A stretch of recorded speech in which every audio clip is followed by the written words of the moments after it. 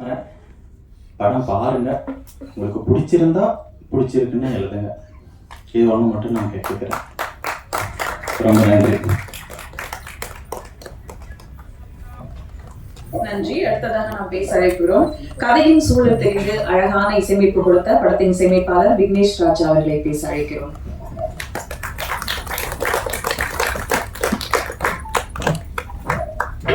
வந்திருக்க press media எல்லாருக்கும் வணக்கம். ஆக்சுவலாக இந்த படத்தில் மொத்தம் 5 சாங் இருக்குது. ஆக்சுவலாக இப்போ 2 தான் ப்ளே பண்ணுவோம். இன்னும் கூடிய சீக்கிரம் ரிலீஸ் ஆகிடும். 5 பாட்டுமே கேட்டு நீங்கள் உங்களோட ரிவ்யூஸ் சொல்லுங்கள். அதே மாதிரி படம் வந்து சயின்ஸ் த்ரில்லராக இருக்கும். கொஞ்சம் எப்படி பார்த்தீங்கன்னா பயமுறுத்துற மாதிரியே எல்லா சீன்ஸுமே இருக்கும். அப்படி எடுத்திருந்தது எல்லாமே பயமுறுத்துற மாதிரியே இருந்துச்சு. ஆக்சுவலாக ஒர்க் பண்ணுறதுக்கும் கொஞ்சம் சேலஞ்சிங்காக தான் இருந்துச்சு. இப்போ படம் நல்லா வந்திருக்கு. கூடிய சீன் தியேட்டரில் பாருங்கள். எல்லாம் தியேட்டரில் பார்த்து ரிவ்யூ சொல்லுங்கள். தேங்க்யூ. கைமேரா ஒரு பரபரப்பான கதைக்களத்திற்கு டிஐ வழங்கிய ரோஹித் அவர்களை பேச அழைக்கிறோம். இந்த படத்தில் வந்து விஎஃப்எக்ஸ் அண்ட் டிஐ பண்ணியிருக்கேன். கேமராமேன் வந்து சூப்பராக ஒர்க் பண்ணியிருந்தார் டிஓபி. ஸோ நல்லா லைட்லாம் பயங்கரமாக பண்ணியிருந்தார். எனக்கும் ஒர்க் பண்ணுறதுக்கு இன்ட்ரெஸ்டாக இருந்துச்சு. நல்லா வந்திருக்கு. நீங்கள் கண்டிப்பாக என்ஜாய் பண்ணணும்னு நம்புகிறோம். தேங்க்யூ. ஒரு படத்திற்கு முக்கியம் சப்போர்ட்டிங் ரோல். அப்படி ஒரு அழகான கதையில் இருந்த ரஞ்சித் அவர்களை பேச அழைக்கிறோம்.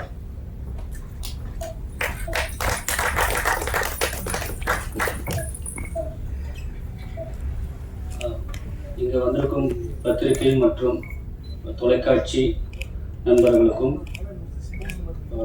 இந்த விழாவை சிறப்பிக்க வந்த சிறப்பு மற்றும் தலைமை விருந்தினர் அவர்களுக்கும் என்னுடைய வணக்கம்.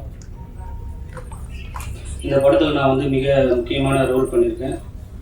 அந்த ரோல் வந்து எல்லாருக்கும் பிடிக்கும்படியாகவும் ரொம்ப ரசிக்கத்தக்கதாகவும் இருக்கும். உங்கள் எல்லாருக்கும் என்னுடைய ரோல் கண்டிப்பாக பிடிக்கும்.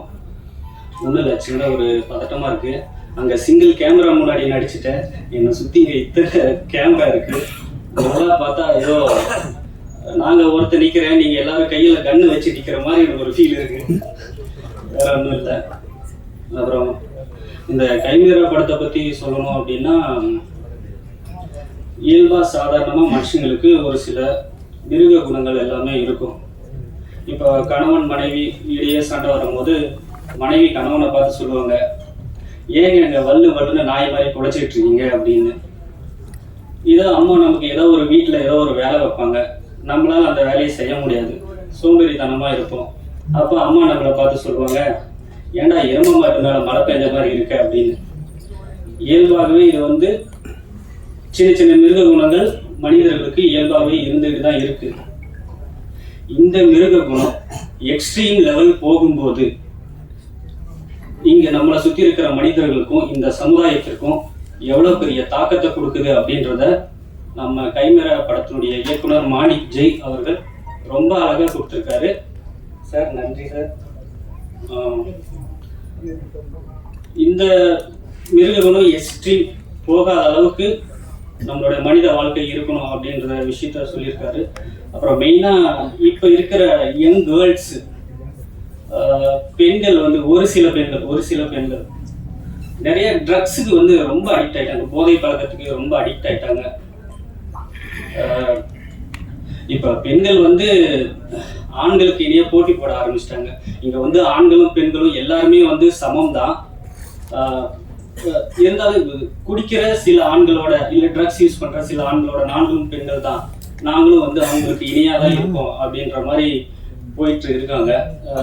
ஆனால் இங்கே வந்து கர்ம வீரர் காமராஜர், அப்துல் கலாம் ஐயா, இவங்கள மாதிரி ஆண்களும் இருக்காங்க. ஏன் அந்த மாதிரி பெண்கள் இந்த மாதிரி ஆண்களோட ஏன் போட்டி போட மாட்டீங்க? ஒரு சில பெண்கள் இனங்க பெண்கள்னு மட்டும் இல்லை, ஆண் பெண் 2 பேருக்குமே போதை பழக்கம் மட்டும் இல்லை, மற்ற எந்த பழக்கமா இருந்தாலும் அவங்களுக்கு மனம் பத்தின புரிதல் இல்லாததான் ஒரே ஒரு ரீசன் காரணம். அதுதான் இந்த மனம்னு சொல்லும் போது டக்குன்னு ஒரு சின்ன ஒரு கதை மட்டும் ஞாபகம் வருது. 2 நிமிஷம் சொல்லிட்டு போய் உட்காந்துறேன். ஒரு ஊர்ல ஒரு ராஜா இருந்தான். அந்த ராஜாவுக்கு வந்து ரொம்ப ஒரு அடிமை இருந்தானா. அந்த அடிமை வந்து ரொம்ப அன்புமிக்க ஒரு விசுவாசி. ராஜாவுக்கு வந்து அந்த அடிமையோட அன்பு தாக்கம் தாங்க முடியாம, இவனுக்கு ஏதாவது ஒன்று பண்ணணும், இவனுக்கு ஏதாவது ஒரு நல்லதை பண்ணணும், இவ்வளோ அடிமைத்தனமா இருந்தாலும் இவ்வளோ விசுவாசியா இருக்கான் அப்படின்னு சொல்லிட்டு அந்த அடிமையை கூப்பிட்டு, ஏப்பா நீ எனக்கு ரொம்ப விசுவாசமா இருக்க, உன்னுடைய அன்பின் தாக்கம் என்னால் தாங்க முடியல, உனக்கு என்ன வேணுமோ கேளு, நான் அதை செய்யறேன், உன்னுடைய ஆசையை நிறைவேற்ற, உன்னுடைய ஆசை என்ன அப்படின்ற மாதிரி அந்த ராஜா கேட்குறாரு. அதுக்கு அந்த அடிமை வந்துட்டு, ஐயா எனக்கு ஒன்றும் வேணாம் ஐயா, சாப்பாடு கொடுக்குறீங்க, இருக்க இடம் கொடுக்குறீங்க, கொஞ்சம் சம்பளமும் கொடுக்குறீங்க, அதுவே எனக்கு போதுமானது அப்படின்றாரு. இல்லை நீ அன்பு எனக்கு செலுத்துறதுக்கு நான் திருப்பி உனக்கு ஏதாவது பண்ணல அப்படின்னா உனக்கு நான் வந்து கடங்காரனா ஆயிடுவேன், உனக்கு நான் ஏதாவது பண்ணியே ஆகணும் அப்படின்ட்டு இந்த ராஜா என்ன பண்றாரு, என்ன வேணும் நீ கேளு அப்படின்றாரு. உடனே இவரு கொஞ்சம் தயக்கத்தோட, ராஜா ஒரே ஒரு நாள் உங்களுடைய சிம்மாசனத்துல மட்டும் உட்காந்து பார்க்கணும்னு ஆசை அப்படின்ற மாதிரி சொல்றாரு. அப்படியா, அவ்வளவுதான், இதுதான் ஆசையா? அங்கிருந்து அந்த படை தளபதிகள் அமைச்சர்லாம் கூப்பிடுறாரு. கூப்பிட்டு, இங்க வா, இவர் தான் இன்னைக்கு ஒரு நாள் முதல்வர், ஒரு நாள் இந்த சீட்ல இவர் தான் இன்னைக்கு ராஜா, அவர் கட்டளையிட்டா அந்த கட்டளையை வந்து யாரும் மீறக்கூடாது அப்படின்ற மாதிரி சொல்லிடுறாரு. அப்படியே தயக்கத்தோட போய் அந்த அடிமை வந்து அந்த சீட்ல போய் உட்காராப்புல. அப்புறம் கொஞ்சம் நேரம் ஆகுது. நேரம் ஆனோன்னு, டேய் நல்லா உட்காரா அப்படின்னு அந்த அடிமை அந்த சீட்ல வந்து கால் மேல காலை போட்டு நல்லா ஜம்முன்னு உட்காராரு. மறுபடியும் கேட்குறாரு, ராஜா இன்னும் ஒரே ஒரு ஆசை, என்ன? நான் உங்களுக்கு அடிமையா அன்பின் நிமித்தமா பக்கத்திலேயே இருந்தேன்ல, நீங்க ஒரே ஒரு நாள் அன்பின் நிமித்தமா அடிமையா பக்கத்துல நிக்கணும், அதை நான் பார்க்கணும்னு ஆசை அப்படின்னு. அவரும் பக்கத்துல இவ்வளோ அதை நான் தான் நின்றுறேன் அப்படின்ட்டு டக்குன்னு நின்றுறாரு. நின்னோடனே கொஞ்சம் நேரம் ஆகுது. ஆனோடனே மறுபடியும் அமைச்சர் படத்தளபதி கூப்பிட்டு, இங்க வா, இவரை கொண்டு போய் சிறையில போடு அப்படின்றாரு அந்த அடிமை. உடனே கொண்டு போய் அந்த சிறையில போட்டாச்சு. இன்னும் கொஞ்சம் நேரம் ஆகுது. அவரை கொண்டுட்டு அவர் செத்துட்டாருன்ற செய்தியை வந்து என்கிட்ட சொல்லு அப்படின்னு அந்த அடிமை சொல்லுது. அவரு அதே மாதிரி, ஏன்னா இவரு தான் இன்னைக்கு வந்து முதல்வர், அதனால அப்படியே கொண்டு போறாங்க, அவரை கொண்டுட்டாங்கன்ற செய்தியை வந்து இந்த அடிமை கிட்ட சொல்றாங்க. ஸோ என்னன்னா, மனம்ன்றது நம்மளுடைய அடிமை, அது அடிமையா இருக்கிற வரைக்கும் நம்ம இங்க வந்து ராஜாவா இருக்கலாம். நம்ம அந்த பொசிஷனை இழந்துட்டோம் அப்படின்னா நம்ம மனசுக்கு அடிமையாயிரும். மனம் போன போக்கில் போனா நம்ம லைஃப் அவ்வளோதான். அதை வந்து அழகா ரொம்ப சொல்லியிருக்காரு நம்ம மாணிக் ஜெய் அவர்கள். இதுதான், தூண்டில குற்றப்பட்ட புழு மீன் சுவைக்கணும்னு போனா எப்படி மரணத்தை தழுவுதோ, அதே போல விளக்கு வெளிச்சத்தால ஈர்க்கப்பட்ட விட்டில் பூச்சி விளக்க நோக்கி போய் எப்படி மரணத்தை தழுவுதோ, இந்த மாதிரி 1-2 புலன்களால பாதிக்கப்பட்ட புழுப்பூச்சிக்கே இந்த நிலைமைன்னா 5 புலன்களால ஈர்க்கப்படுற நம்ம மனிதர்களோட வாழ்க்கை என்னன்னு நாம கண்டிப்பா புரிஞ்சுக்கிட்டு கொஞ்சம் அவேரா இருக்கணும். நம்ம எம்ஜிஆர் பாடல்கள் வரியில வர மாதிரிதான், நல்லதே பேசுவோம், நல்லதே நடக்கும். ஓகே, நன்றி. அப்புறம் ஒரு நிமிஷம், மேடை பேச்சுக்கு கொஞ்சம் புதுசு, ஒரு சில வார்த்தைகள் வந்து தவறுதலா பேசியிருந்தா உங்க வீட்டு பிள்ளையா நினைச்சு என்னை மன்னிச்சிருங்க. நன்றி, வணக்கம். மேடை பேச்சுக்கு புதுசுதான், நீங்க நிறைய கதையெல்லாம் வேற சொல்லியிருக்கீங்களே, நன்றி. அடுத்து நாம் பேச அழைக்கிறோம். சிஸ்டம் என்ற பேருலகில் கனவுகள் சுமந்த பெண்கள் கதாபாத்திரம், நிழலும் நிஜமுமாக வாழ்ந்து ரசிக்கும் பெண்கள் கூட்டம், ஐடி பணி செய்யும் பெண்களில் ஒருத்தியாக கொடுத்த கதாபாத்திரத்தில் நடித்த ரெட் ரோஸ் கிருஷ்ணேந்து அவர்களை பேச அழைக்கிறோம்.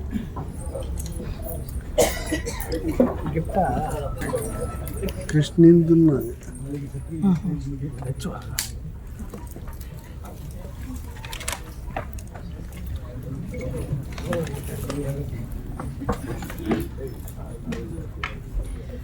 எல்லாருக்கும் வணக்கம்.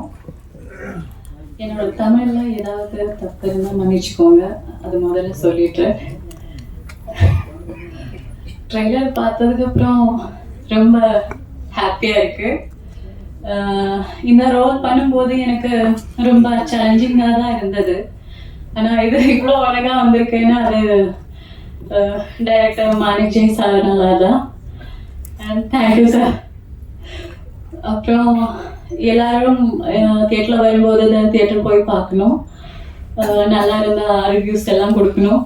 Thank you so much. ஆடியோ விழாவிற்கு வருகின்ற அனைவருக்கும் என்னுடைய வணக்கம். மாணிக் சார் வந்து எனக்கு நண்பர். அவர் படத்தில் ஏற்கனவே ஒரு படத்தில் நான் பண்ணி முடிஞ்சிருக்கேன். பரம்பு அப்படின்னு ஒரு படம் பண்ணாரு. அந்த படத்தில் நான் வந்து அப்பா கேரக்டர். அப்புறம் அதை தொடர்ந்து அடுத்த படம் பூஜையை போட்டார். பூஜையை போடும்போது மாணிக் எனக்கு அடுத்த படத்தில் என்ன கேரக்டர்னு கேட்டேன். இல்லைன்னா எந்த படம் வேணாம், அடுத்த படம் பண்ணிக்கலாம்னு சொன்னார். ஏன் மாணிக்க அப்படின்னு, இது உங்களுக்கு கொஞ்சம் கஷ்டமாக இருக்கும்னா அப்படின்னு. அப்படி நடிக்கிறதுக்குன்னு வந்துட்டோம், இதில் என்ன மாணிக் கஷ்டம், எந்த கேரக்டர்னாலும் நான் பண்ணுறேன் அப்படின்னு சொன்னேன். அதுக்கு அவர் சொன்னது, சரி நான் ஷூட்டிங் ஸ்பாட் வரும்போது பார்த்துக்கலாம் அப்படின்ட்டாரு. சரி நான் ஒரு கொஞ்ச நாளில் ஷூட்டிங் ஆரம்பித்தாங்க. அவர்கிட்ட போய் மாணிக்கு இது மாதிரி சன்ஸ் கொடுக்குறேன்னு சொன்னீங்க. சரி நான் ஒரு 2 நாள் ஒரு டைம் சொன்னார், 2 நாள் கழிச்சு வாங்க அப்படின்னாரு. சரி நானும் 2 நாள் கழித்து வெள்ளக்கட்டை போட போகிறேன். போய் மேலே எங்களையும் பார்த்தாரு. பார்த்துட்டு சரி நான் மதியானத்துக்கு மேலே பார்க்கலாம் அப்படின்னாரு. அப்புறம் மறுபடியும் மதியானம் லஞ்ச் டைம் கூட பார்த்தேன். பார்த்துட்டு நாளைக்கு பார்க்க சொன்னீங்க அப்படின்னு. சரி நான் 4 மணிக்கு உங்களுக்கு ஸ்டார்ட் அப்படின்ட்டாரு. எனக்கு ஒரு சந்தோஷம், சரி எனக்கு வாய்ப்பு கொடுத்துட்டாரு அப்படின்ட்டு. அப்புறம் 4 மணிக்கு போய் நின்று நல்லா டிப்டாப்பாக போய் நிற்கிறேன். மேக்கப்லாம் போட்டுக்கிட்டு போய் டிப்டாப்பாக போய் நிற்கிறேன். அப்புறம் பார்த்தாரு, ட்ரெஸ் எல்லாம் கழட்டி வச்சுட்டு ஜடி எடுப்பாங்க இல்லை அப்படின்னாரு. என்னடா நம்ம யோசிக்கலாம். சரி நமக்கு வாய்ப்பு முக்கியம் அப்படின்ட்டு ஜடியோட போய் நின்னேன். இதுதான் உனக்கு கேரக்டர், இதுதான் சீன் அப்படின்ட்டு. இந்த படத்தில் முத எனக்கு ஜடியோட தான் நடிக்க வச்சாரு. எனக்கு அந்த வாய்ப்பு கொடுத்ததுக்கு ரொம்ப நன்றி. வணக்கம்.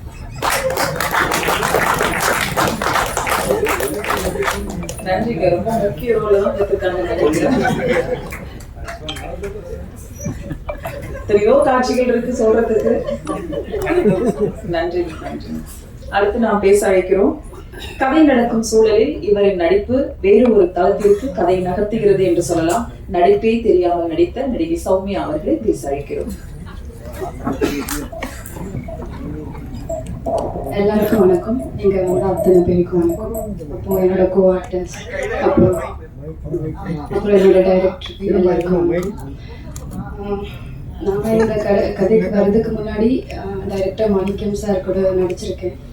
அவங்க வந்து எனக்கு 13 வருஷமா தெரியும், கிட்ட 13 வருஷமா. அவங்க வெல் டேலண்டட், ஆனால் ரொம்ப ஹார்ட் ஒர்க்கு. அவங்க சும்மாவே உட்கார மாட்டாங்க, யோசிச்சுட்டே இருப்பாங்க. நாங்கள் ஏதோ ஒன்று பேச அவங்க எங்கேயோ எடுத்துகிட்டு போயிடுவாங்க கதையை. நான் என்ன கேட்டேன்னு மறந்துடுவேன். சரி சார், ஓகே சார் அப்படின்ட்டு போயிடுவேன். அதுக்கப்புறம் யோசிப்பேன் என்ன பேசுனேன் என்ன அப்படின்ட்டு. ஏன்னா அவங்களுக்குள்ள அவ்வளோ தெரியுமே இருக்குது, அவ்வளோ விஷயத்த யோசிக்கிறாங்க.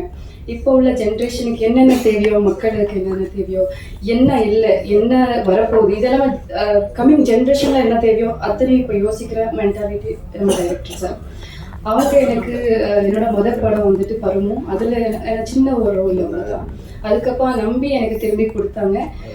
எனக்கு ஆக்டிங்கே தெரியாத டைமில் எனக்கு ஆக்டிங் கற்றுக் கொடுத்தது, எனக்குள்ளே இருக்க டேலண்ட்டு பார்த்து எனக்கு வாய்ப்பு கொடுத்த டைரக்டர் சாருக்கு எனக்கு கோடியான நன்றி.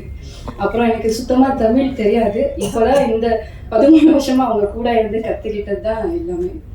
ஸோ இப்படியே ஒரு ஸ்டெப்லேயும் அவங்க எனக்கு ஒரு விஷயம் கற்றுக் கொடுத்துட்டே இருக்காங்க. அவங்க எல்லா ப்ராஜெக்ட்லேயும் எனக்கு ஒரு சின்ன ரோல் கொடுக்கணும்னு அவங்க யோசிக்கிறாங்க. ஸோ அதுக்கு நான் எப்போவுமே நன்றி கடன் இருக்கேன்.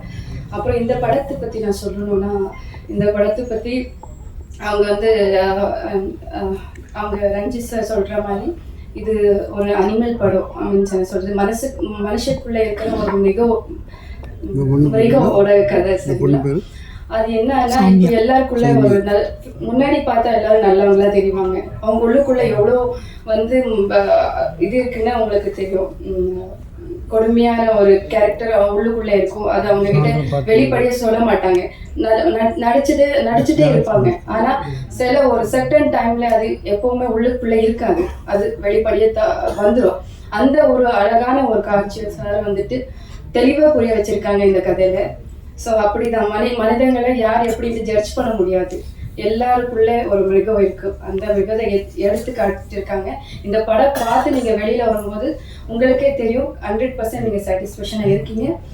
அப்புறம் வந்துட்டு நம்ம ஹீரோ சார் பத்தி சொல்லி ஆகணும். அவங்க பார்க்கும்போது ஆக்சுவலி நிறைய டேலண்டடு. அவங்க கூட பேசும்போது தெரியும் அவங்க இவ்வளோ டேலண்ட் இருந்து ஏன் இன்னுமே அவங்க க்ரோத் வரல, ஏன் இன்னும் அவங்களுக்கான ஒரு ஸ்பேஸ் அவங்க எடுத்துகிட்டு வரலன்ட்டு. பிகாஸ் அவங்க நல்ல நடிப்பு அவங்களுக்கு நல்ல வாய்ப்பு கிடையாது. ஒன்றுமே தெரியாத திறமை இருக்கவங்களுக்கெல்லாம் இதெல்லாம் வாய்ப்பு இருக்குது. ஏன்னா அவங்களுக்கு காசு பணம் பின்ன அதனால தான் எல்லாமே ரெஸ்பெக்ட் பண்ணுறாங்க. அந்த வாய்ப்பு இருக்கவங்க எப்போவுமே கீழே தான் இருக்காங்க. கிட்ட இந்த படம் இது எல்லாமே நம்ம ஸ்டார்ட் பண்ணது சார் மாணிக்கம் சார் என்றைக்கும் க்ரோ அப் ஆகிக்கணும். ஏன்னா அவங்க திறமை அவங்க கஷ்டம் மட்டும் தான் இந்த ஒர்க்கு கொண்டு வந்திருக்கு. காசு பணம் மற்ற எதுவுமே கிடையாது. ஸோ முடிஞ்சவளுக்கும் இந்த படமே தியேட்டரில் மட்டும் பாருங்கள். முடிஞ்சவளுக்கும் எல்லாரையும் சப்போர்ட் பண்ணுங்க. மீண்டும் மீண்டும் நம்மள மாதிரி ஆர்டிஸ்ட்டுங்க, நம்மள மாதிரி கஷ்டப்படுற எல்லாருக்கும் நீங்கள் தெளிவாக புரிய வைங்க. ஸோ இதுதான் ஒரு thank you so much everybody. Thank you so much sir. Thank you. அடுத்து நாம் பேச அழைக்கிறோம். காயம் கண்டால் நான் கலங்கியது இல்லை, என்றுமே நான் வீழ்வதும் இல்லை. காலங்கள் என்னை கைவிடும் போதும் வாழ்வை வெல்வேன் என்று நம்பினேன் என்ற நம்பிக்கை வரிகள் தந்த பாடலாசிரியர் கவி காகோ அவர்களை பேச அழைக்கிறோம். முதல் காதல் முதல் பார்வை இந்த சூழலுக்கு எப்பொழுதும் எழுதக்கூடிய வகையில் நான் காதல் கண்டு நான் மயங்கி விட்டேன் அந்த சூழலில் எழுதியிருக்கேன். இரண்டாவது பயணங்களை பற்றி 2 பாடல்கள் எழுதியிருக்கிறேன். அது என்னுடைய வாழ்வியல் அனுபவங்கள், நான் கண்ட அந்த தனிமை இதையெல்லாம் சந்தித்து இந்த பாடல் எழுதியிருக்கிறேன். அடுத்ததாக ஒரு துள்ளல் இசை பாடல், 4 பாடல் எழுதியிருக்கிறேன். உங்கள் அனைவரது அன்பு நல்வாழ்த்துக்கள் என் பாடல் பயணத்தை மென்மேலும் வெற்றிகரமாக்கும் என்று கூறி வாய்ப்பிற்கு நன்றி கூறி விடைபெறுகிறேன். நன்றி, வணக்கம். கவிஞர் அவர்களுக்கு நன்றி. அடுத்து நாம் பேச அழைக்கிறோம். பரபரப்பூட்டும் திகிலூட்டும் சஸ்பென்ஸ் நிறைந்த பார்வையாளர்களை இருக்கையின் நுனியில் அமரச் செய்யும் சயின்டிபிக் த்ரில்லர் படம் இது. அந்த கதாபாத்திரமாகவே தன் இயல்பான குணத்தில் இருந்து மாறி நடித்ததால் 2 மாத மருத்துவ சிகிச்சைக்கு பிறகு மீண்டும் வந்திருக்கிறார் இவர். திடமான நம்பிக்கையும் திறமையான முயற்சியும் ஒரு நல்ல வெற்றி பாதையில் அழைத்து செல்லும். கைமேரா படத்தின் ஹீரோவாக அறிமுகமாகும் LNT யதீஷ். ஒரு புன்னகை மட்டுமே பதிலாக தரும் எப்போதும். மேலும் தமிழ் சினிமாவை அழைத்து செல்கிறது ஒரு நல்ல படத்தின் மூலமாக நடிக்கிறோம். படத்தின் கதாநாயகன் யதீஷ்.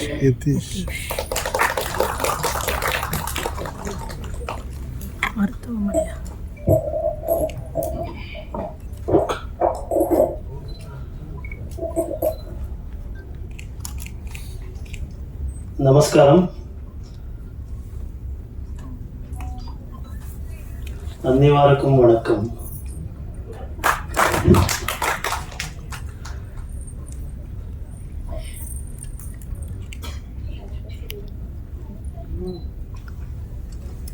இந்த தினம் ஒரு ரொம்ப ஸ்பெஷலான தினம்.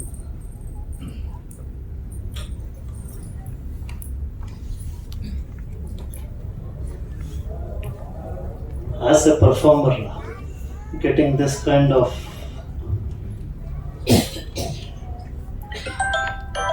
opportunity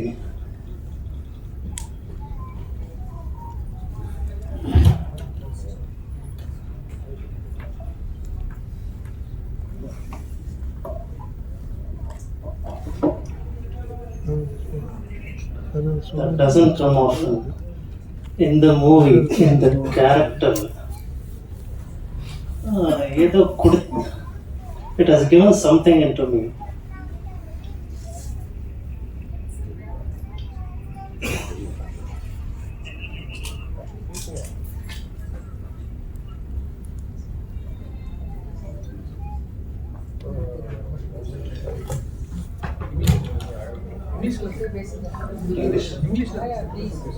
From the first day of the shoot till now,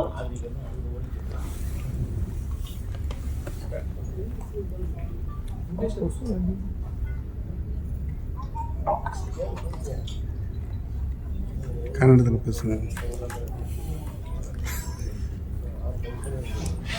I only tried to stay honest.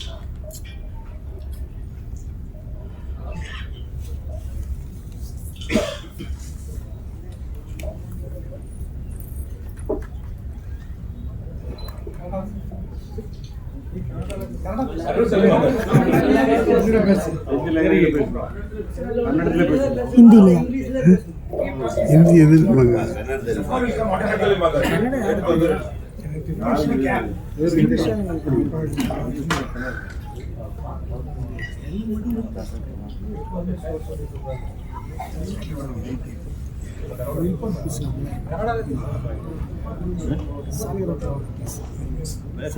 இந்த ட்ரைலர் ஒரு கிளிம்ஸ் ஒரு பெரிய ஸ்ட்ராங் தியேட்டருக்கு வரப்போகிறது.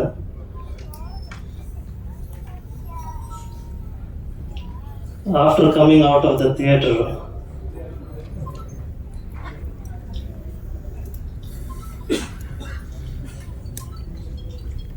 talk in English. Doesn't matter.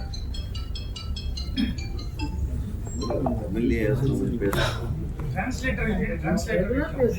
Somebody Excitement. speak okay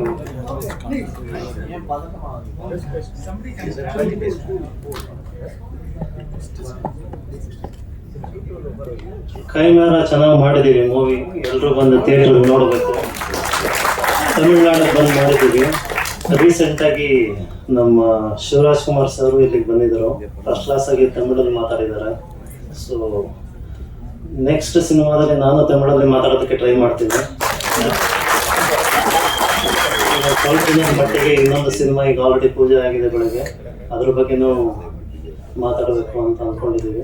so ಈ ಕೈಮೇರ ಅನ್ನೋದು ಒಂದ್ಸರಿ ನೀವು ಥಿಯೇಟರ್ ನೋಡಿದ ತಕ್ಷಣ ಆಚೆ ಬಂದ ಮೇಲೆ ಆ ಒಂದು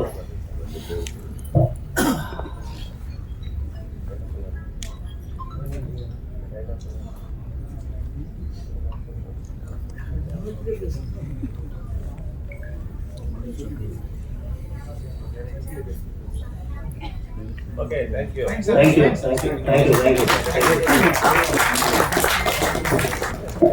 அடுத்த படத்துல தமிழ்ல பேசணும்னு சொல்லியிருக்கீங்க, வாழ்த்துக்கள்.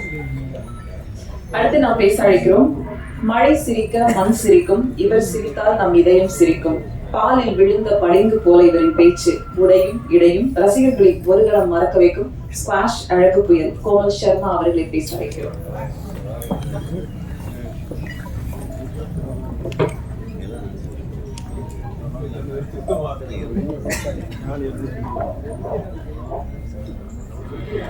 எல்லாருக்கும் வணக்கம். இங்க வந்திருக்க பிரஸ் மீடியா அண்ட் மேடையில் உட்காந்துட்டு இருக்க ஜாமவாங்களை எல்லாம் பார்க்கும்போது எனக்கு ஒரே ஒரு குரல் தான் வந்து ஞாபகம் வருது. குடி செய்வல் என்னும் ஒருவருக்கு தெய்வம் மடித்தற்றுதான் முந்தோறும். அதுக்கு என்ன அர்த்தம்னா, நம்ம வாழ்க்கையில எப்பவுமே மேலைக்கு மேலே போயிட்டு இருக்கும்போது நிறைய நியூ கமர்ஸ் வந்துட்டு இருப்பாங்க. ஓகே, ஸோ ஒருத்தங்க வந்து ரொம்ப கிரேட் லீடராக இருக்க முடியுது, ஒரு தலைவராக இருக்கிறதுக்கு ஒரே ஒரு காரணம் வந்து அவங்க கிரேட்டாக இருக்கிறது மட்டும் போதாது, கூட இருக்கிறவங்கள கூட அவங்க சப்போர்ட் பண்ணால் மட்டும் தான் அவங்க கிரேட் லீடராக இருக்க முடியும், ஒரு கிரேட் ஹியூமன் பீயிங்காக இருக்க முடியும். ஸோ இன்னைக்கு நான் பார்க்குறேன், இது வந்து புது முகங்கள் எல்லாருமே ரொம்ப நல்லா நடிச்சிருக்காங்க. மாணிக்கம் சார் எனக்கு நல்லா தெரியும். அதோட ஒரு உதாரணம் வந்து ஜான் சார். எல்லா யங்ஸ்டர்ஸை வந்து அவங்க சப்போர்ட் பண்ணுவாங்க. அவங்க சப்போர்ட் பண்ண நிறைய பிஆர்ஓஸ் மேனேஜர்ஸ் எல்லாம் நம்ம பார்க்க முடியுது. இன்னைக்கு எல்லாரும் மீட் பண்ணேன். எல்லாரும் ஒரு ஃபேமிலியாக வந்துட்டு சப்போர்ட் பண்ணிட்டு இருக்காங்க. அண்ட் மேடையில் உட்காந்துட்டு இருக்கிற ஜாமவாங்கல் அறிவு கமல் சார், ரெண்டு சார் பற்றி சொல்ல போனோம்னா எப்படி ஒரு எவ்வளோ அக்கம்ப்ளிஷ் பண்ணியிருக்காங்க லைஃப்பில். ஆனால் ஒரு யங்ஸ்டர்ஸை வந்து சப்போர்ட் பண்ணணும். ஸோ இந்த ஒரு குரல் தான் எனக்கு மைண்டில் வந்தது இருக்கும். ஸோ இதுலேருந்து இந்த ஈவெண்ட்லேருந்து எடுத்து போகிற ஒரே ஒரு விஷயம் வந்து, நீங்கள் எந்த உயரத்துக்கு போனாலும் மற்றவங்களுக்கு நீங்கள் வந்து உதவியாக இருக்கணும். ஸோ இது வந்து ஃபுல் அண்ட் ஃபுல் ஒரு ஃப்ரெஷ் டீம் வந்து இந்த படத்தை வந்து பண்ணியிருக்காங்க. ஸோ எல்லாருமே வர ஃப்ரெஷ் முகங்களை வந்து நீங்கள் சப்போர்ட் பண்ணுங்கள். ஏன்னா இந்த இண்டஸ்ட்ரிக்கும் ரொம்ப ஹெல்த்தியான விஷயம், என் சொசைட்டிக்கும் ரொம்ப ஹெல்த்தியான விஷயம். So thank you so much. என்னை எப்படி சப்போர்ட் பண்ணீங்களோ press and media, I was fresh ஃபேஸாக வரும்போது இன்னைக்கு இங்கே நிற்க வச்சுருக்கீங்க. அதே மாதிரி இந்த யங்ஸ்டர்ஸை வந்து கூட சப்போர்ட் பண்ணுங்கள். Thank you so much. நீங்க வந்து சப்போர்ட் பண்ணதுக்கு ரொம்ப ரொம்ப நன்றி. அடுத்து நாம் பேச அழைக்கிறோம். சமூகம் பார்க்க விரும்பும் கதைகளை தன் படைப்புகள் மூலம் தொடர்ந்து கொடுத்து வருபவர், படம் வெளிவரும் முன்பே மிகுந்த பரபரப்புடன் ஏற்படுத்திய ஹபீபி பட இயக்குனர் மீரா கதிரவன் அவர்களை பேச அழைக்கிறோம். எல்லோருக்கும் வணக்கம். எனக்கு இந்த விழாவுக்கு வர வரைக்கும் டைட்டிலே தெரியாது. ஹீரோ அது படத்தில் நடிச்சு எமோஷனல் அவரால் பேச முடியல. எனக்கு இங்கே என்ன பேசுனே தெரியல. ஜான் என்னோட படத்துடைய பிஆர்ஓ. ஜான் பல படங்களுக்கு கூப்பிட்டுருக்காரு. ஒவ்வொரு படமுக்கும் வர முடியாது, இந்த படத்துக்கு நீங்கள் கண்டிப்பாக வரணும் அப்படின்னு சொன்னார். இயக்குனர் மாணிக் ஜெயின், தமிழ் சேலம்ங்கிறத நான் பேர் நார்த் இந்தியன் நேம் மாதிரி இருக்கேன். படத்தில் நடித்த ஹீரோ ஜெய் என் இனிஷியல் என்ன? ஓகே, இப்படி தான் பல நேரம் மாட்டிக்கிறாங்க. ஹீரோ, படத்தில் நடிச்சிருக்கக்கூடிய ஹீரோயின்ஸ், தமிழ் சினிமாவில் எப்பவுமே திறமையானவங்களுக்கு எப்பவுமே இடம் உண்டு. அதனால் இங்கே திறமையானவங்களுக்கு இடம் இல்லைன்னு ஃபீல் பண்ண வேண்டாம். கொஞ்சம் தாமதமாகும். அதுக்கு நிறைய பேர் உதாரணம் இருக்காங்க. நடிகர்கள்லேருந்து இயக்குநர்கள்லேருந்து எங்களுடைய சங்கத்துடைய மிக முக்கியமான ஆர் உதயகுமார் சார் ஆகட்டும், பேரரசு சார் ஆகட்டும், அதுக்கு பெரிய உதாரணங்கள். இந்த பின்னணி இல்லாமல் இன்னைக்கு மிகப்பெரிய இடத்துல இருக்கிறதுல இந்த படத்துடைய மியூசிக் டைரக்டர், லிரிக் ரைட்டர், இந்த படத்துடைய டீம் எடிட்டர், படத்தில் ஒர்க் பண்ண எல்லோருக்கும் வாழ்த்துக்கள். ஜான், உங்களுக்கு ஜான் எனக்கு ரொம்ப பிடிக்கும். ஜானுக்கும் வாழ்த்துக்கள். நன்றி. அதான் தெளிவாக பேரரசு மாதிரி இல்லாமல் தமிழ் பேசக்கூடியவர். பிகினிங்கில் கன்னடத்தில் பேசுகிறாங்க. எனக்கு ஆச்சரியம் போச்சு, பேசுறது கவிதா தானா இல்லை பேங்களூர் இறக்குமதியா அப்படின்ட்டு ஒரு டவுட்டு. இவ்வளோ அழகாக கன்னடம் பேசுகிறாங்களே. இடையில கமலாசன் சார் சின்ன பிரச்சனை வந்துருச்சு. அதில் பயந்து போய் கன்னடம் கற்றுக்கிட்டாங்களா? ஏற்பட்ட கேள்வி. ஆனால் அதுக்கப்புறம் தமிழ் கொஞ்சம் பேசி தமிழ்ச்சி தான் அப்படின்ட்டு நிரூபிச்சிட்டாங்க. கதாநாயகன்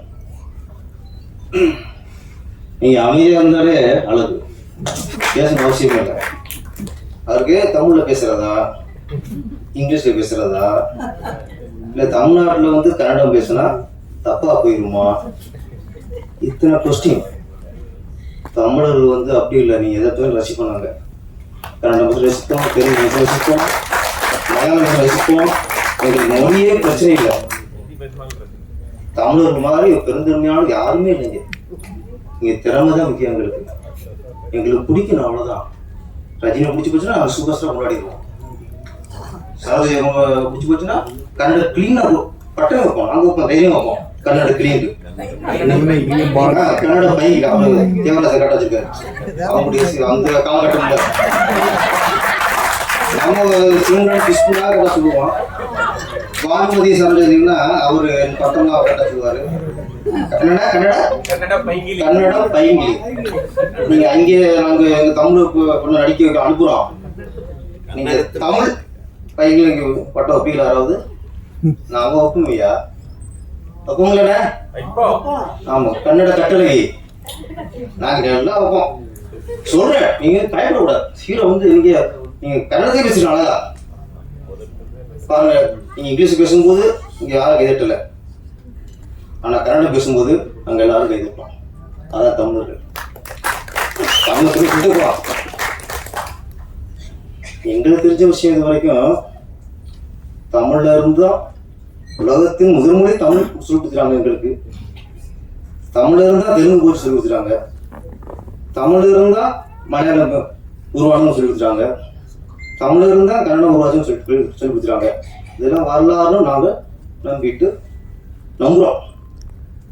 கன்னடம் வேற தமிழ் வேறனா ஓகே, ஆர்குமெண்ட் பண்ண மாட்டாங்க. நாங்க எங்க நம்பிக்கை சொல்றோம். கன்னடத்துக்கும் தமிழ் சம்பந்தம் இல்லை. யாரும் ஆர்குமெண்ட் பண்ற யாராவது? நீங்க அப்படி ஒரு நம்பிக்கை தான் நீங்க நம்பிக்கீங்க. எங்க நம்பிக்கை இப்படி கடவுளுக்கு இருக்கிறாங்க, ஒரு கோஷ்டி இல்லைங்கிறது அது அவங்க நம்பிக்கை, இல்லைங்கிறது இருக்குங்கிறது இன்னொரு நம்பிக்கை. அது மாதிரி இங்கே தமிழ் மண்ணில் மொழிக்கும் கலைக்கும் சம்பந்தம் இல்லை. இவ்வளோ வரவேற்கிறோம், பார்த்துக்க. போதுமா மேடம்?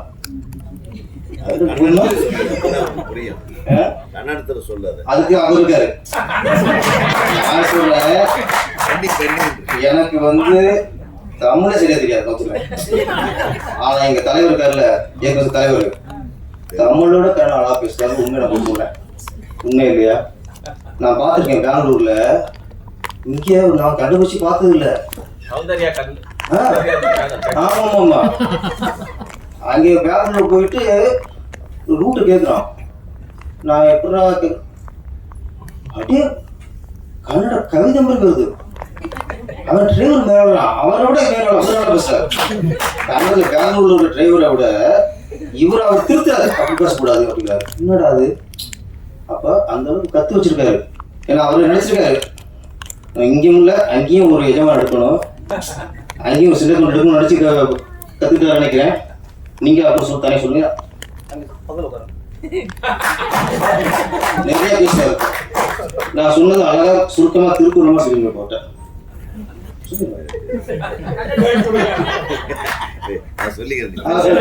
எல்லா கேமரா அங்கே பேன் பண்ணுங்க. நான் பேசி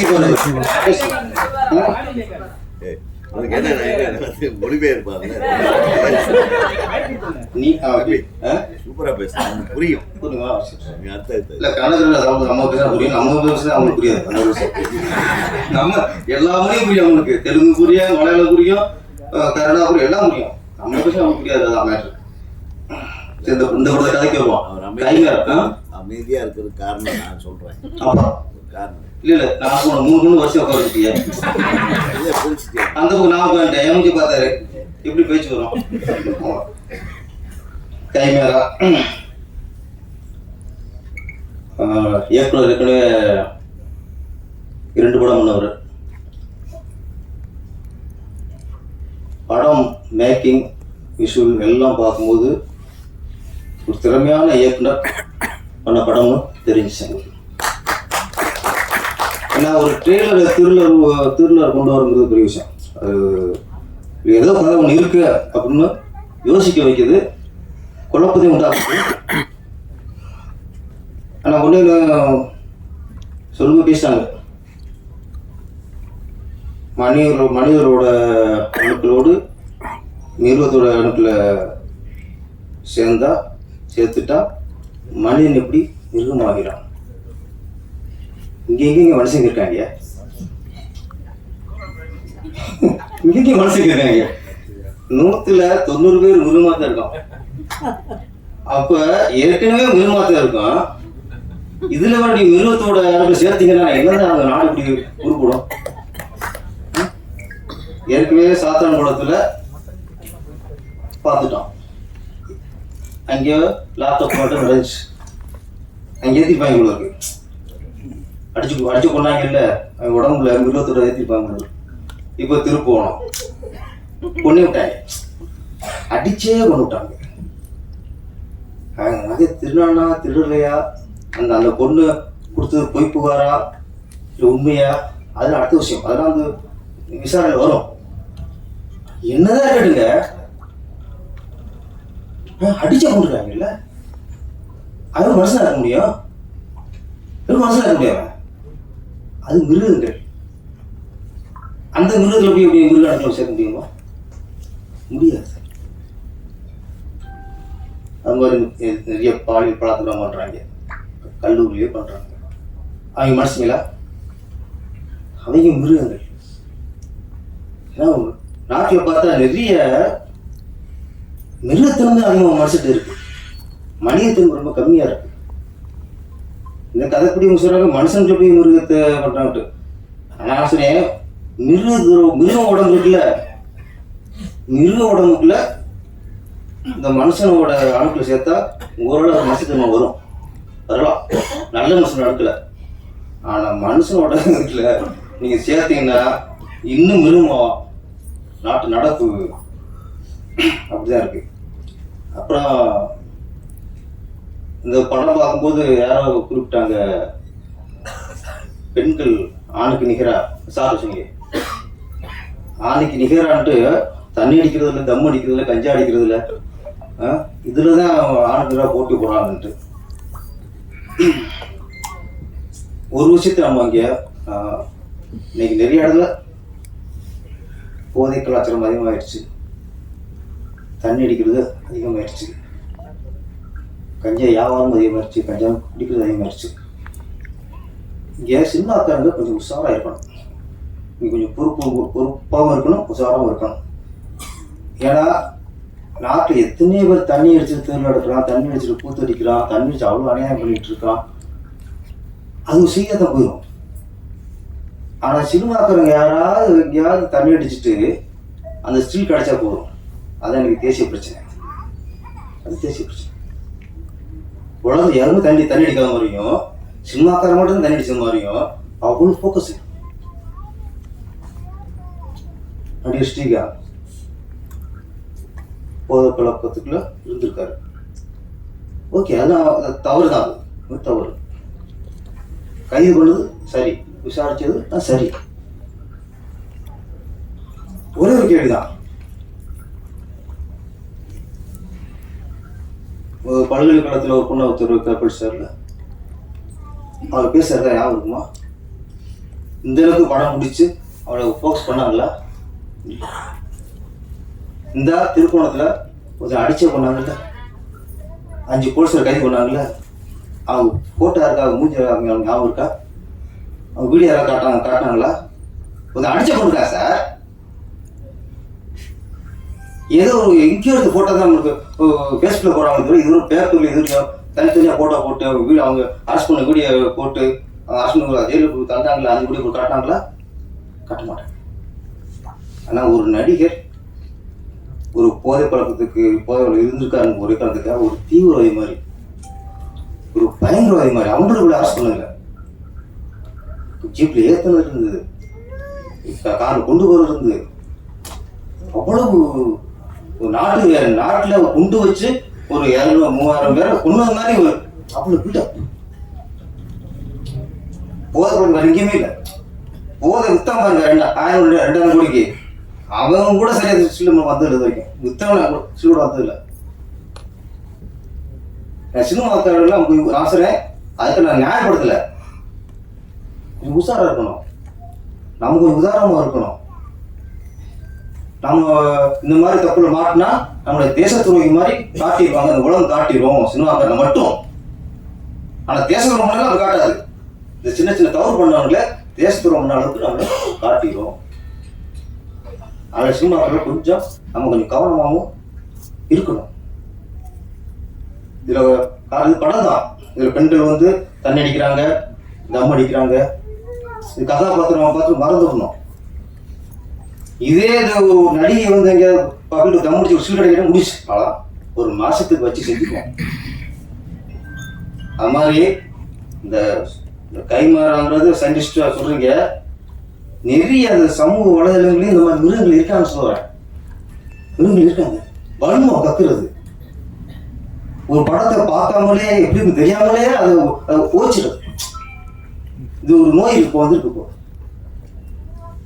ரோல் பண்றது, இவங்களுக்கு பிடிக்கலன்னா மக்களுக்கு பிடிக்கணும் நினைச்சு வச்சிருக்கு. இவங்களுக்கு பிடிக்கல மக்களுக்கு பிடிக்கூடாத அளவுக்கு ரோல் பண்றது.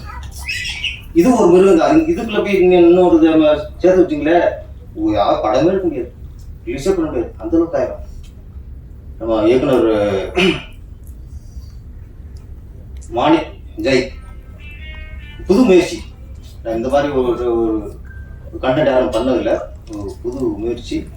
இந்த முயற்சி வெற்றி அடையணும். அதுக்காக இங்கே மனுஷனுக்கு போய் நிறுவனத்தோடு சேர்த்து என்ன மனிதர்களுக்குள்ள நல்ல ஆத்மாவோட அமைப்புல சேர்ப்போம் கொஞ்சம். அந்த மாதிரி அது போராடுங்க. நன்றி, வணக்கம். ట్రైలర్ చూసారా? బాగుందండి రాసండి, బాగలేదంటే బాగలేదని రాశాను. ఏమైపోతుంది? ஓகேவாப்பா, ஆரம்பிக்கிறப்ப சுந்தர தெலுங்கை பேசி இது நீங்க வந்து ஜெயசுதாக்கா பேசிக்கிறீங்க. എന്താ ചേട്ടാ എന്താ പറയുന്നത് നീ ചുപ്പോ എന്താ പറയുന്നത് சௌந்தரக்கா பேசுங்க. ತುಂಬಾ ಚೆನ್ನಾಗಿತ್ತು. ಅದು ನಮ್ಮ ಡೈರೆಕ್ಟರ್ ಅಸೋಸಿಯೇಷನ್ ಸೆಕ್ರೆಟರಿ ಇದ್ದವರು ಹೇಳಿದ್ದಾರೆ ಈ ಸಿನಿಮಾ ನೋಡ್ಬಿಟ್ಟು புரியுது எனக்கு. அதாவது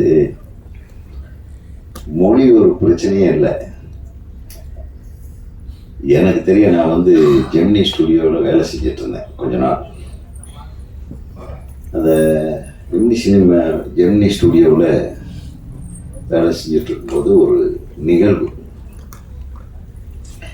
கன்னட இண்டஸ்ட்ரி 50வது ஆண்டு விழா, கன்னட சினிமாவோட 50th இயர் செலிப்ரேஷன். அதுக்கு ஜெமினியிலிருந்து யாராச்சும் ரெப்ரசன்டேட்டிவ்ஸ் போகணும்னு என்னையும் என்னுடைய நண்பர் இயக்குனர் ராஜா ரவி அவர்களையும் அனுப்பி வச்சாங்க ஜெமினியிலிருந்து. நம்ம அதை ஒரு நல்ல ஒரு இம்பார்ட்டன்ட் சீட்டு கொடுத்தாங்க. அப்போ நான் டைரக்டர் ஆகலை. அப்போ போய் உட்காந்துட்டு இருக்கும்போது யாருப்பா அந்த ஃபங்க்ஷனுக்கு வர்றாங்கன்னு பார்த்தா ராஜ்குமார் சார் வர்றாரு. அப்போ வந்து சிஎம் பேர், நல்ல பேர் மறந்துட்டாங்க, கன்னட சிஎம், கர்நாடகா சிஎம் பங்காரப்பா முன்னாடி இருந்தார் அவர், ஹெக்டே, ராமகிருஷ்ண ஹெக்டே. ஹெக்டே சிஎம். அப்புறம் சௌகர் ஜானகி அம்மா, அதுக்கப்புறம் வாணிஸ்ரீ, அப்புறம் ஆர்த்தி, விஷ்ணுவர்தன், அப்புறம் அந்த அந்த பட்டாளம் ஃபுல்லாக, அதோடு சேர்த்து நம்ம சூப்பர் ஸ்டார் ரஜினிகாந்த் எல்லாரும் மேடையில் இருக்காங்க. அங்கே வந்து பார்த்தேன், இந்த மொழி பிரச்சனை வரும்போது எப்படி அதை ஹேண்டில் பண்ணாங்க அப்படின்றது நான் கண்ணாட பார்த்தேன். ஒவ்வொருத்தரும் பேசும்போது எல்லா கன்னடத்தில் பேசினாங்க. ஹெக்டே பேசினார், மற்ற கன்னட நடிகர்கள்லாம் பேசினாங்க. அதுக்கப்புறம் ஃபைனலாக ராஜ்குமார் சார் பேசுறதுக்காக வெயிட்டிங். ரஜினி சார் பேசலை, அதுக்கு முன்னாடி இந்த அம்மா பேசுகிறாங்க. யார்? சௌகார் ஜானகி அம்மா வந்து அவங்க அழகாக கன்னடத்தில் ஆரம்பித்து தமிழில் பேச ஆரம்பித்தாங்க. ஒரே சவுண்டு விட்டாங்க. ஏய் நில்சு, ஏன் நீ தமிழில் மாத்தாது, கன்னடத்தில் மாத்தாரு. பயங்கர ரகலை விட்டு அந்த அம்மாவை பேச உள்ள நிறுத்திட்டாங்க. அதுக்கு முன்னாடி சரோஜா தேவி பேசினாங்க. சரோஜா தேவி பேசி முடிக்கும் போது நானே, எனக்கு ஜாஸ்தி வாய்ப்பு கொடுத்தது எனக்கு தமிழ் இண்டஸ்ட்ரி தான் அப்படின்னு சொன்னாங்க. அப்புறம்தான் அந்த சத்தம் ஆரம்பிச்சிட்டாங்க. இது வந்து மொழியை வந்து எதற்கு பயன்படுத்துகிறோன்றது தான். எந்த உணர்வை தூண்டுவதற்கு மொழியை பயன்படுத்துகிறோம். அந்த இடத்துல பெரிய ரகலை ஆயிடுச்சு. அந்த உணர்வை தூண்டி விட்டுட்டாங்க ஜனங்க. அப்படி இப்படி ராஜ்குமார் சார் வந்து நிலுகன்றார். அவர் கையாட்டின உடனே கத்தி நில்லு. அவர் என்னோட கன்னடத்தில் பாட்டு பாடி அப்படின்றாங்க. அவர் அதெல்லாம் பாட்டு பாட முடியாது, நம்ம கூப்பிட்டுருக்கோம். தமிழ் ஆளுகளையும் சரி, எல்லா லாங்குவேஜ்லேருந்தையும் எல்லாத்தையும் நம்ம கூப்பிட்டுருக்கோம். நம்ம அவங்கள மதிக்கணும். அதே மாதிரி தான் நம்மளை அவங்க மதிக்கிறாங்க. அடுத்து ரஜினிகாந்த் ஒரு மாத்தாட்ட இதார் எப்படின்ட்டார். எனக்கு உங்களுக்கெல்லாம் ரஜினி சார், நிறைய பேர்த்துக்கு ரஜினி சாரை பிடிக்கும், சில பேர்த்துக்கு பிடிக்காது, சில பேர் கமல் சாரை பிடிக்கும், அதெல்லாம் வேற விஷயம். என்னை வியக்க வைத்த ஒரு மனிதர். அப்போ பெரிய ரஜினி சார் ஃபேன் இல்லை. அப்போ ரஜினி சார் படம்னா விரும்பி பார்ப்பேன். அப்போல்லாம் நம்ம சிவாஜி ஃபேன் தான். நான் ரஜினி சார் அன்னைக்கு பேசின ஒரு ஸ்பீச் இருக்கு பாருங்க, எக்ஸ்ட்ராடினரி ஸ்பீச்.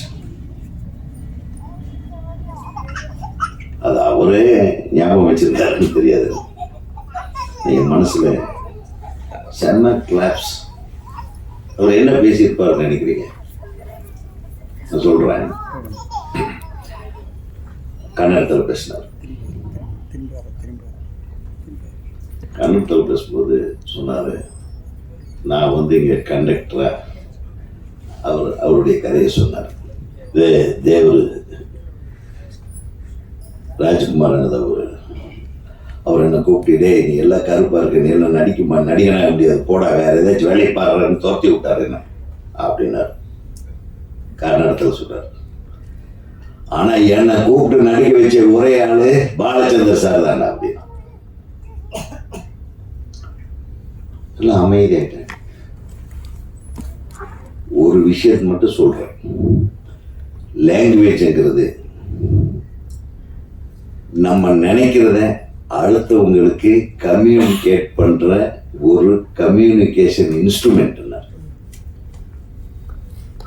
நான் என்ன நினைக்கிறேன்றது உங்கள்கிட்ட சொல்றதுக்காக பயன்படுத்தக்கூடிய ஒரு டூல், அதுதான் மொழி.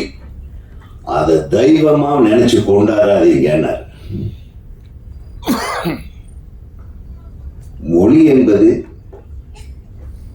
ஒரு கம்யூனிகேஷன் மீடியா. அது எந்த மொழியா வேணாலும் இருக்கலாம்.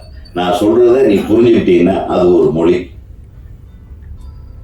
அது தமிழ்ல சொல்லி தமிழ்ல புரிஞ்சுக்கலாம், கன்னடத்துல சொல்லி கன்னடத்துல. இதை வந்து ஒரு தெய்வமா கொண்டாடி அதை ஒரு அபின் மாதிரி சாப்பிட்டு மொழி வெறி வந்து இது பண்ணணும்னு அவசியமே இல்லை அப்படின்னு பேசினார். ஆக உங்களுக்கு கன்னடம் எந்த அளவுக்கு உயர்ந்ததோ அதே மாதிரி நார்த்தில் ஹிந்தி பேசுகிற மக்களுக்கு ஹிந்தி பெருசு, தமிழ்நாட்டில் தமிழ் மொழி பெருசு அப்படின்னு அழகாக பேசி எல்லாத்தையும் அமைதிப்படுத்தினார். மிகப்பெரிய விஷயமா இருந்தது. இது எதுக்கு சொல்ல வரேன்னா, மொழியை வந்து ரொம்ப டீப்பாக எடுத்துக்கிட்டு நம்ம சண்டை போட்டுக்க வேண்டியதில்லை. மொழியும் மீறின ஒரு உணர்வு தான் கலை. இந்த கலைக்கு, அதுவும் குறிப்பாக திரைப்பட கலைக்கு, மொழி வந்து ஒரு இடைஞ்சலாகவோ ஒரு தடங்களாகவோ ஒரு பிரச்சனையாகவோ இருக்கக்கூடாது. அது இருக்கலை. 4 மொழி படங்களும், தமிழ், தெலுங்கு, மலையாளம், கன்னடம், 4 மொழி படங்களும் எடுத்த ஊர் தான் இந்த சென்னை. அதனால தான் நம்ம எல்லா மொழிகளையும் சென்னைக்காரங்க மதிக்கிறோம், தமிழ்நாடு மதிக்கிறது. 4 மொழிகளையும் வளர்த்த பெருமை தமிழ் மொழிக்கு உண்டு. நம்ம தம்பி சொன்ன மாதிரி அது எதிலிருந்து எது வந்ததுன்றதில்ல. 5, 6 நிறைய இருக்குது, அது சொல்லலாம். பட் நான் உதாரணத்துக்கு சொல்கிறேன். சினிமா துறையை பொறுத்த வரைக்கும் ஒரு செட்டில் கன்னடத்தில் பேசுவாங்க, அதே செட்டு காலியாகும், அதுக்குள்ள தமிழ் நடிகர்கள் போய் அதே படத்தில் நடிப்பாங்க. அது தமிழ் மாற்றம். எத்தனை படங்கள் அந்த மாதிரி ஒவ்வொரு செட்டு இங்கே ராமராவ், அங்கே எம்ஜிஆர், இந்த பக்கம் சிவாஜி சார், இந்த பக்கம் ராஜ்குமார், அந்த பக்கம் விஷ்ணுவர்தன், எல்லாரும் ஒன்னா கூடி கும்மி அடிச்சு எவ்வளவு அழகா இருந்ததுயா நம்ம சினிமா. இன்னைக்கு நம்ம பார்க்குறோம் எல்லாமே வந்து சினிமாவே வந்து எங்கே ஒரு கேரவனுக்குள்ளே போய் ஒழிஞ்சிருச்சு. ஒரு கேரவனோட முடிஞ்சு போகுது ஒரு ஒரு ஒரு கலைஞனுடைய வாழ்க்கை. அப்படின்னா இவ்வளோ கேவலமாக இருப்பாங்க. முதல்ல அதிலிருந்து மீட் எடுப்போம். கேரவனுக்குள்ளேருந்து இந்த சினிமாவை மீட் எடுத்தாலே நமக்கு பெரிய சக்ஸஸ் வந்து வந்த உடனே எனக்கு ரொம்ப சந்தோஷமா இருந்தது. நம்ம செயலாளர் எப்பவுமே டைம்ல வந்துடுவாரு. நான் கொஞ்சம் லேட்டா வந்தாதான் தலைவருக்கு கெத்து அப்படிங்கிறதுக்காக லேட்டா வரல.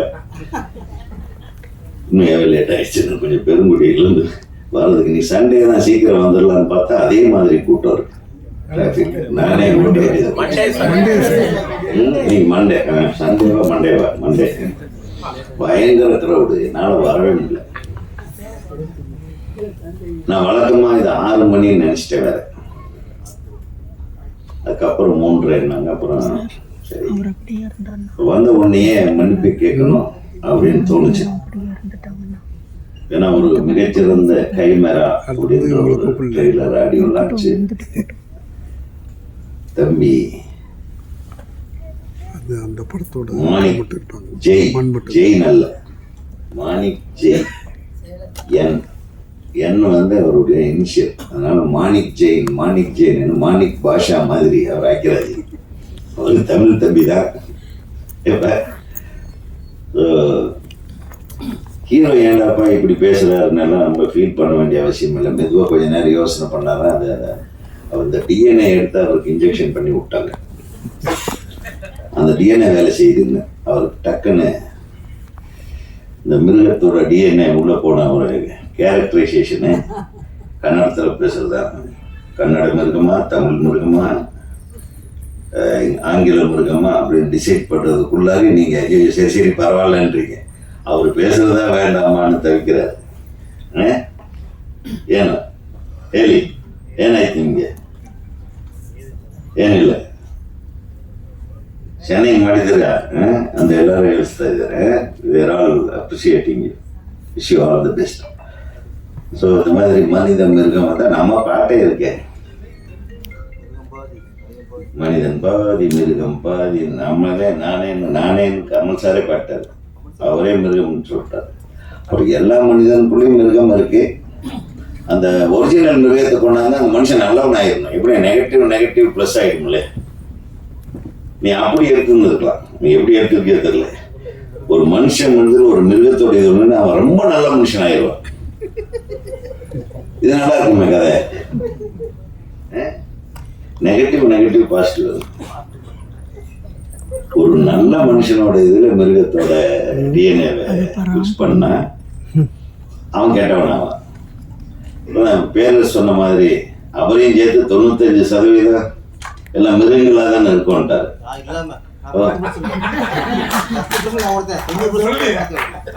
சரி, நான் அதுல எதுல இருக்கேன்? 90 ஸோ ஆக அந்த டிஎன்ஏ எப்படி வேணாலும் வேலை செய்யும், நல்லாவும் வேலை செய்யும், தப்பாகவும் வேலை செய்யும். ஏன்னா டிஎன்ஏக்குள்ள போய் டிஎன்ஏவை சேஞ்ச் பண்றதுமா, டிஎன்ஏவை வச்சு சேஞ்ச் பண்ணலாம். டிஎன்ஏவோட கேரக்டரை சேஞ்ச் பண்றது தான் வந்து அந்த டெக்னாலஜிக்கு பேர் வந்து என்ன சொல்லுவாங்க, மரபியல் மாற்றம். மரபியல் மாற்றத்தை மரபணுவை எடுத்து மரபணுவையே மாற்றம் பண்ணது, மரபணுவை சேஞ்ச் பண்றது. அப்படி வந்தது தான் இந்த ஹைபிரிட் விதைகள் எல்லாம்.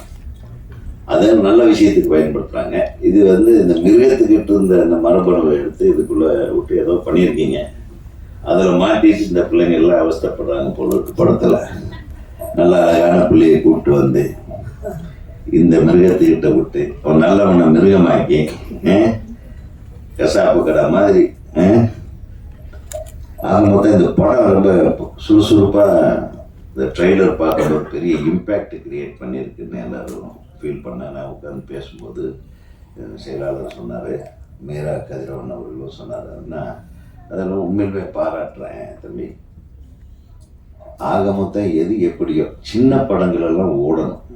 இந்த மாதிரி முயற்சி எடுக்கிற படங்கள், ஒரு படத்தை எடுத்துட்டு ஒரு மனுஷன் ஒரு டைரக்டர் எவ்வளவு கஷ்டப்பட்டான்னு, கிட்டத்தட்ட 2.5 வருஷ காலம் கஷ்டப்பட்டிருக்கான் மீரா கதிரவன் அவர்கள் எடுத்த படத்தை வச்சு. அவ்வளவு போராட்டம் சாதாரண விஷயம் இல்லை. ஒரு படம் பண்ணுறதுன்றது படம் பண்ணி முடிச்சிருது ஈஸி, அதை கொண்டாந்து வியாபாரமாக்கி இந்த போட்ட காசை எடுத்து ப்ரொடியூசருக்கு கொடுக்கணும்னு நினைக்கிறதோ, செலவு பண்ண காசை பிடிக்கணுங்கன்னு நினைக்கிறதோ ரொம்ப கஷ்டம். கடுப்புள்ள என்னங்க நல்லா தான் பண்ணி பிரமாதமாக பண்ணியிருக்காங்க. அந்த ஏஜில் என்னங்க பண்ண முடியும்? இது அருமையாக பண்ணியிருக்காங்க. நம்ம ஆட்கள் யாரும் அதை ட்ரோல் பண்ணல, வெளியாளுங்க வேணும்னே பண்ணுறது. நான் என்ன சொல்ல வரேன்னா, இந்த மாதிரி ஆட்கள் எல்லாம் ஐடென்டிஃபை பண்ணுங்க, அதுக்கெல்லாம் யாருன்னு ஒரு லிஸ்ட் எடுங்க. யூடியூப் சேனலுக்குன்னு நீங்கள் ஒரு அமைப்பு கொண்டு வாங்க, அந்த அமைப்புக்குள்ளே அவங்கள சேர விடாமல் பண்ணுங்க. அவ்வளோதான். புரியுதா உங்களுக்கு? நம்ம சினிமாவே கொஞ்சம் கொஞ்சமாக நலிஞ்சு போய் ரொம்ப தர்ம சங்கடமான சூழ்நிலையில் இருந்துட்டு, சினிமா ஒன்று தான் தமிழ் மக்கள் துன்பத்தில் இருக்கும்போதும் சரி, சோகத்தில் இருக்கும்போது சரி, வெள்ளத்தில் இருக்கும்போது சரி, யார் என்ன செய்கிறா, இந்த படம் என்ன படம் எல்லாத்துக்கும் அந்த யூனிட்டுக்கு தெரிய, ஓஹோ இன்னைக்கு இந்த ஷூட்டிங் நடந்துட்டு இருக்கு, நாளைக்கு இந்த ஷூட்டிங் நடந்தது எல்லாத்துக்கும் தெரியும். இல்லைன்னா கண்மூடித்தனமாகவே ஒரு படம் வருவோம், எனக்கு தெரியாமே இந்த சீன் எப்போ எடுத்தாங்கம்மா ஹீரோ